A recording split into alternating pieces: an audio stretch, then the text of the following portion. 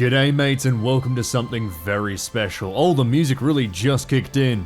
It's Distant Worlds 2. Now I've got quite a bit to say on this game, although I haven't actually played the first one, which is part of what I'll talk about once I get into it. But first of all, I've got to thank our sponsor for today's video, the same people who gave me the game. Thanks to Slitherine for sponsoring today's video. They've got a Steam sale on right now for their titles, which includes Distant Worlds 2, which you can pre-order now as it releases on the 10th of March. The sale includes discounts of up to 70% off, so click the link in the description to check it out. On to the video. So I'm rather new to Distant Worlds. I've never played another game in the series, but that does mean I've got a different introduction to the series. One of the best ways to describe it, which I'll get to more when I'm in the game, is it feels like if Aurora was made by an, actual games dev team. First of all, we choose our galaxy, which is actually really quite creative. You can go very much insane and do all sorts of weird and wacky stuff with how you make your galaxy. We're gonna stick to a slightly smaller galaxy than usual. From there, we can choose our galaxy settings, so you can start at pre-warp, which is actually quite interesting. This is where I'll get into the Aurora comparisons here. And then you can go all the way up to old. You can, start with the galaxy very aggressive, difficulty, yada yada, so on. It can carry all forth. I'm actually going to turn up the research speed slightly just because I only have a limited time to record all this in. But that will be what I'm working with here. I'll also turn on all projects visible so I can actually see all of the research I can do. Then over to threats, I can turn on space creatures and pirates. Okay, very cool. Let's move on to here. This is colonies, and then over to here are the races. So we've got the Akadarian, the Boscara, the Harkonish, the Human, the fuck are those? The Mortalan, the Tekin, and the Xenox, and oh my god, I love the Tekin. I met them in my last game, in the test game I ran of this, kind of learned the controls, and they were assholes to me. Fuck the Tekin, I love them. I am, however, only allowed to play the Mortalan or the Akadarian for this build. So I can play the friendly fish people who make wine, or I can play the dinosaurs who evolved. They're actually half mammal, half reptile, which makes me think they came from a certain dark corner of the internet. Anyway, let's just carry on, shall we? My empire and government. A military dictatorship. Sure, we'll go with that. We can switch between... So, different races have different governments as well that you can choose from. We're going to go military dictatorship. And as you can see, it affects all of this. And we could go, say, feudalism, which would change that again. We could go democracy, which increases our population growth, etc., etc. The dinotatorship. Excellent. My starting situation will be random. You can choose to start in certain locations. I will start pre-warp. I will start with a simple starting and in a normal home system. Cool. All right. Other empires. They will be on. There will be... Let's cut that down a bit. Let's go 10 other empires rather than 12. There we go. All the victory on. Story events on. No time limit. Let's get into it. Our faction is known as the Dinotatorship. Our government is military dictatorship. We are the Mortalan, who are typically very aggressive and very dependable. So we start the game by finding an ancient Mortalan troop ship, which we've then started to learn our technology back. Basically, we were once a big empire, and now we're here. So we're actually in the core here for this one, and you may think immediately, oh, this is Stellaris, but frankly, when I've played this game, I don't get the Stellaris feeling exactly. This feels a lot more like Aurora. Yeah, there's obviously far more common elements from other 4X games, but when you sort of go into this, you've got specific resources on planets. Ships have fuel. Is this ship? Yeah, ships have fuel that they can actually run out of. Miners, go to places to mine. You actually need specific resources to build ships. We've got space dockers here. I'm trying to find... I don't actually have any of the ships yet, but for instance, we had, explorers, which would auto-explore. You could set them to automatically go from planet to planet. We had certain warp drives. Before... This is actually the cool part at the start of the game. I could try and send a ship to another world, but... Actually, if I got one to start? Oh, he's not actually even... Oh, here we go. First ship constructed. The Dubious Courage. All right, so he's ready to go. Yep. Here's the Dubious Courage. Let's watch him move. This is how fast the Dubious Courage moves. He has to cross this entire distance. He doesn't actually have enough fuel to make it, I don't think. So, as you can see, you don't even go between planets to start, and as you get into it, you will then go between systems as well. So in that sense, it definitely feels like Aurora made by a team with a budget, with some visuals and a lot less focus on the insane detail, a lot more focus on the gameplay. So see, I can just go here and I can go a much easier, fully automate, hands off, done. This game's actually really good at playing itself if you don't want to stress over certain aspects. In sort of the veins of Hearts of Iron 3. One great example is that I had spies. I didn't even know I had them in the first game that I played, as I was testing running through, but they were all set to automatic, and they would just automatically do their job, and they did spy work, and they defended me, and I was like, oh, well, I'm just getting, like, free tech from these guys that are stealing stuff. It was all pretty much automatic. The game will even recommend you ships and buildings that you should probably build as you go on. And you, of course, can automate your colonies as well. But unfortunately, ships are basically going to be pointless until we get early warp field experiments. This is the super important one. So we're going to crash research this. There we go. Also, I will say I would not recommend for your first game having all of the tech on, because it makes it much simpler to not have all of this. It just gives you the tech that you can research and doesn't distract you, and doesn't like space them out. So that's our research all queued up. After that, we're basically not going to do anything until we get the first research. Let's just speed up time and get ourselves our first skip drives, as we call them. Oh god, the galaxy always scares me when it does that. Yeah, when you zoom out, you hear the nebula storms. Now here we go. So this is going to suggest that we do various things. So this advisor, this is what I mean by the game can pretty much play itself. This advisor is suggesting that we build a mining station right at this asteroid. So the reason that it wants us to build that is currently we literally do not have any production of it. So frankly, yeah, quite a good idea. Let's build one of those there. There has been an enormous sandstorm that has nearly wiped out my colony. What? God, I've not had that happen before. That's fucking awful. Thanks, game. Holy shit, this moon is huge. Look at that. Look at the size of this thing. It's actually close enough that my ship can actually get there without a skip drive. Oh yeah, look at this. So, as you can see, it sends out these little, almost looks like Y-wings, these things. I think these are meant to be like, survey droids from the ship. God, I love that. Look at that. It's the same thing that, what's the name? Sins of a Solar Prophet? Solar Empire? Jeez. I managed to just combine the mod in the game. Sins of a Solar Empire and Sins of the Prophets. That's the Halo mod for that, but it's the same thing those do. I really like that. And our spaceport is completed, so this is the place that we want to build ships. It's going to start building freighters, much like, this is the real Aurora part in my head, much like Aurora, there is a civilian economy to our empire where the civilians actually do things. It's something that I think Stellaris really lacked, and I know they added trading, but you still don't see the civilians. They're just kind of a thing that's in the background as like it's an obfuscated sort of resource, rather. Anyway, we've discovered a key technology, hyperspace technology. There we go, lovely. So this actually isn't hyperspace yet, it's just skip drive, so we can only do the short jumps. Well, not that we can only do, like if there was a system close enough, we could jump to it all the way with the skip drive, but I doubt we'll have enough fuel or a system actually close enough. For now, it's saying we should build some exploration ships, which we shall. Oh, there's a mining station as well.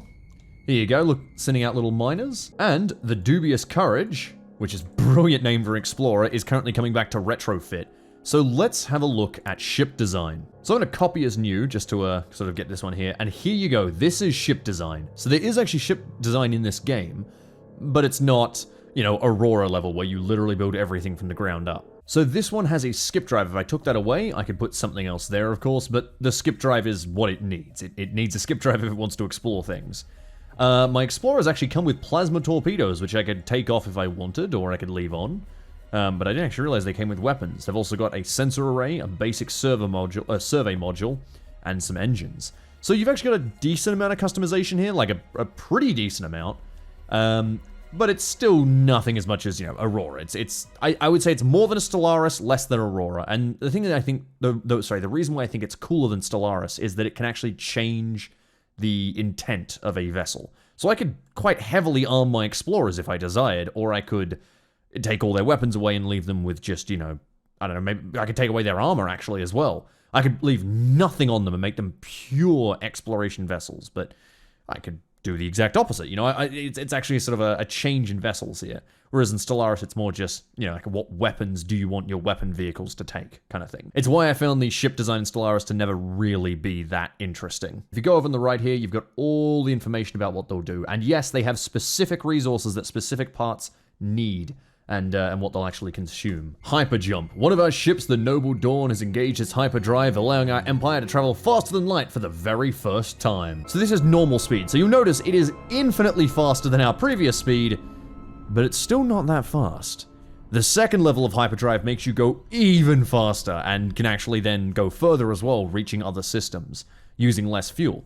But yeah, as you'll notice, if I go out now, see, there we go. This is the range of my ship now. This is how far it can actually go. So it can just go into deep space if I wanted it to, but that would be horrible of me to send my men out that far. Damn, my moon is abundant in resources. So we're gonna build a mining station here as well as a research station. Now that's actually more important because the more research stations we have, rather, the more research not only we can do, but the more concurrent research. So we can research 2 projects or more at the same time. I'm gonna rename my planet slightly, 1 second.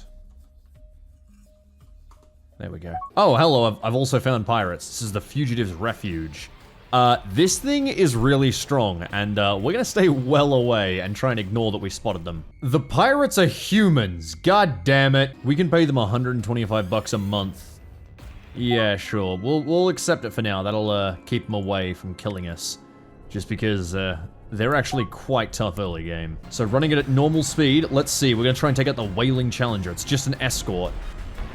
Oh, this pirate's getting torn to pieces. Yeah, have we actually got shields? Yeah, it looks like all my vessels at least are upgraded to shields. And his shields are gone. Tear him to pieces! Yes! Yes, you can't run. Yes, destroy his reactors offline! Death! Now his vessel's actually disabled, so I could board it or even steal it. I think it'll probably explode as my guys just shoot it, but you can actually reman disabled vessels as well. And here we go. Oh my god! The forceful dictator frigate is here. Oh my god, they're trying to raid my colony! A ground battle rages. Hang on. Oh shit, here we go. The raiding force. Oh dear. Oh, it's not going to go well for you, is it? I had an infantry division ready, and we even have my population ready to fight. Oh, that's awesome. If left on automatic, my escorts will, you know, actually escort things. We've finally developed frigates, so we can develop 2 of those to join with our fleets, but the real issue still is just getting enough fuel to be able to move out from here. Important thing to remember, our fleets are looking at, what, 300 strength and 220 strength there, right? If we go over here, the strength of this place is 1,600. So, we're gonna be a while before we can take on their base. Home fleet and first anti-piracy fleet, here we go. We're all attacking Fugitives Refuge. I reckon you're just gonna have to tank this, mate, because you don't have any standoff range weapons. It's kind of like charge or not. We're getting hit by interceptors. I don't know. Okay, we are depleting their shields. Come on! Keep depleting them, come on! Oh, we're losing so many ships in this fight. Thankfully, we've destroyed most of their bombers and interceptors, so we shouldn't have to worry about that too much for any longer, but it's just their reactor is so good, it's replenishing all of their shields almost instantly. But I think we're slowly out DPSing it. I'm kind of afraid that we're gonna lose too many ships. I think, oh! No, I think we've lost too many ships. We're no longer out DPSing it. Oh no. Oh god, so close yet so far! I think it's time we sound the horn and retreat. What a damn shame. Oh, seems like the revenge of Il-Chandra Pekka is actually gonna get away, though. I don't know if he will. I don't think he has the energy to do a jump. He has no reactor. Oh, and he's just being harried by this little interceptor right here. Get him.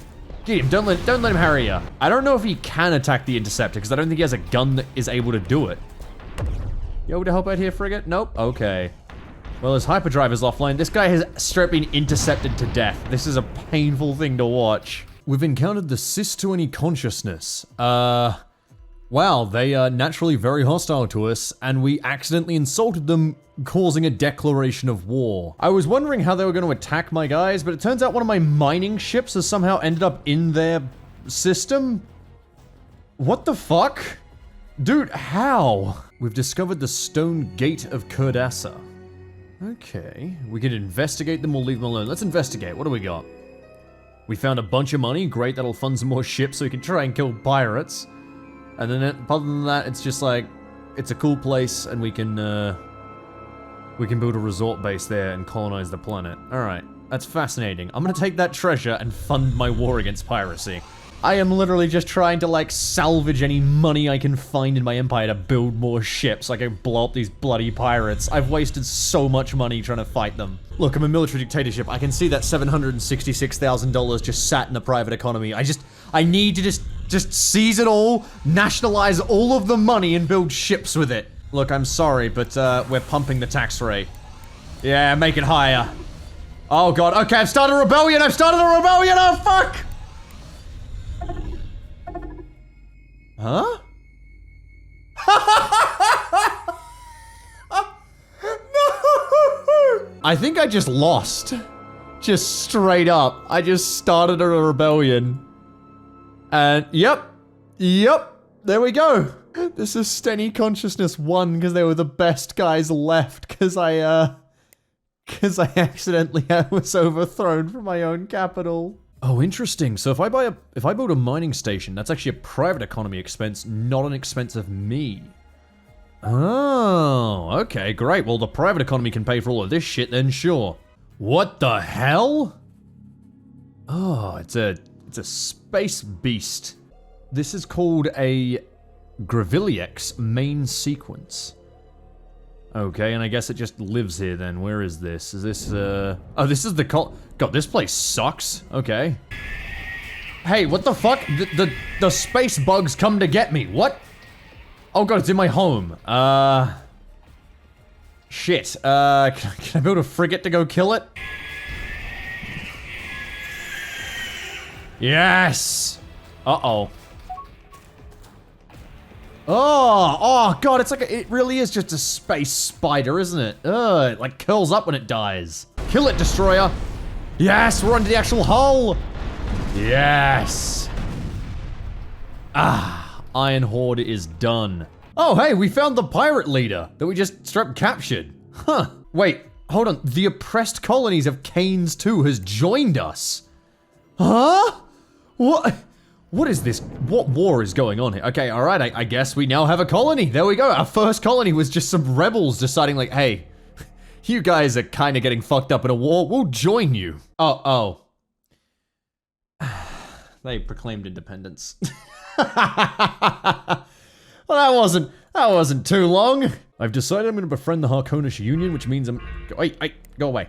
That I need to go learn their language. And I'll try my best to actually get into a trade treaty with them so I can actually start, you know, selling each other some money. Having an ally would be really quite nice. On the other end of the spectrum, my ships have arrived. I like how they're just not gonna suspect a thing. Great Scott! We're back in time to stop me from making a horrible mistake. First of all, I need to find my fuel tankers. Okay, all of you guys need to retrofit. So one big issue is my fuel tankers. They're actually all still using skip drives, which means they're not going to move with my fleet. Now the second issue is that if a fleet runs out of fuel, what I didn't know is that it will stop shooting. That's kind of a massive issue because, as you'll be able to see with, hey, let's get some ships around the way. My ships landed with just enough fuel to fight the first battle, but no other battles, and it took the devs telling me that's how the system works for me to figure out what went wrong, because I'm like, why are my ships not attacking? Why are they just staring? And I was like, oh, they're all out of fuel and I'm being destroyed. Now this time, we're prepared. Speak with them, offer treaties, declare war. I was just looking around the area while I was waiting for my colony invasion to start, and I think one of my escorts just beat up a frigate? Huh? Nice work, dude, keep winning. I don't know what you're doing out here, but you're doing great. Oh my god, look at that. We're currently bombarding their armies as they're trying to build more. And we've got our troop ships moving in to land on there. Oh, here we go. Ah, yes, the troops are landing on the planet. Look at that. We've got space control, they're natives, too bad. We're gonna win. The general's here as well. Ah, we've taken over the colony. Very nice. Alright, let's get some more troops built while we're here. Some scout group, some defender brigade, and some guardian brigade. There we go. Looks like I'm actually over their homeworld now, I think. Is this their homeworld? Oh yeah, I'm over their homeworld. Okay. Problem right now is that my troop transports are empty, so I'm gonna have to send them home to pick up some more troops. Somehow their spaceport is nowhere near as strong as a pirate's one, and so we're tearing it to pieces. And it's gone. We'll take our escorts and we'll start blockading the planet. And then with our frigates and destroyers, we'll start bombarding it. I gotta give them credit, they're trying to save their home planet. They've got the overwhelming provocation. What a fucking perfect name for what I did. I did simply cross the great black depth of the, you may notice a bunch of my ships keep running out of fuel in this area. because there's nothing here, and then just slammed into their colonies and took them over. These ships have still got to arrive, and it's going to take a while, so we've got to defend their home planet for a little longer. Uh-oh, the consciousness has declared war upon us. I would consider that more of a threat if they weren't on the outer rim, so good luck having enough fuel to get here. Hey, you know I said those guys are going to be no threat? How? They have a fucking battleship. This is where you can build battleships, by the way. They are this far down the fucking line. Oh, maybe it's just a battle cruiser. Either way, it's fucking scary. No, it's a genuine battleship. I would never be able to get my fleet back in time, so what I'm gonna do instead is try a Hail Mary of the dumbest thing I've ever done, but let's see if it'll work. Or they could simply leave. That would also be very helpful. Can we please rebuild the spaceport now, because it got blowed up. They kind of blowed it up a little with their giant fucking battleship. Holy shit, we found the pirate leader again. He survived the destruction of our station, so we just found him again. Alright, chill, thanks, mate. Okay. Terrible. Right, yeah, we're not gonna win this. Alright, before they get any further ideas, end our war. Oh. Finally, peace in our time. You're lucky those bastards showed up to my home system. Well, this was hell, and I had a great time. I actually really like this game. This is the first time I've ever played a Distant Worlds game, rather.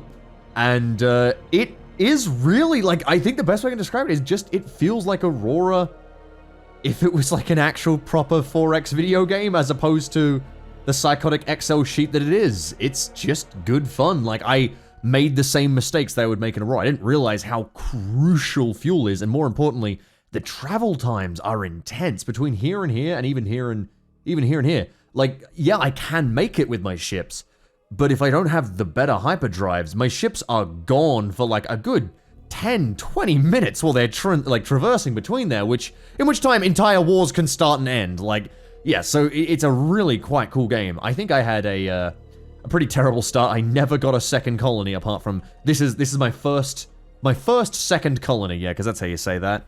Was capturing this in a full-blown war.